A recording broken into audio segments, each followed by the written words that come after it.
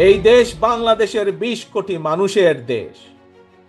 শহীদ জিয়া স্বাধীনতা ঘোষণার মাধ্যমে এই দেশের কে মুক্ত করার, এই দেশকে স্বাধীন করার যুদ্ধ ঘোষণা করেছিলেন।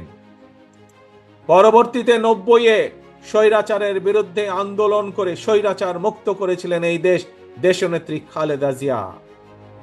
কাজেই সেই দলের নেতা এবং কর্মী হিসাবে আজ আপনাদের উপরে পবিত্র দায়িত্ব, সামনের দিনে এই দেশকে এগিয়ে নিয়ে যাওয়া, দেশকে পুনর্গঠন করার জন্য।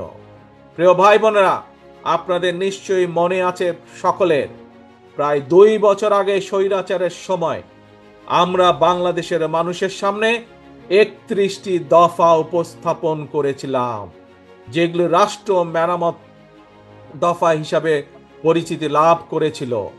সেই 31 দফার মধ্যে আমরা বিভিন্ন সংস্কার কর্মসূচি দিয়েছিলাম।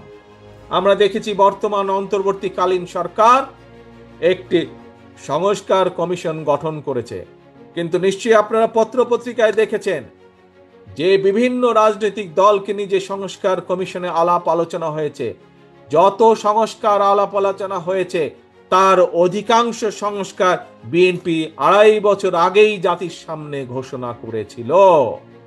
আজ অনেকে সংস্কার নিয়ে করছে, কথা বলছে, কিন্তু এই সকল সংস্কারের কথা আমরা আগেই বলেছি, কারণ আমরা বিশ্বাস করি যে এই দেশকে যদি সামনে এগিয়ে নিতে হয়, এই দেশের মানুষের জীবন ব্যবস্থার যদি উন্নতি করতে হয়, তাহলে কতগুলো ব্যাপারে রাষ্ট্রের সংস্কার করতে হবে।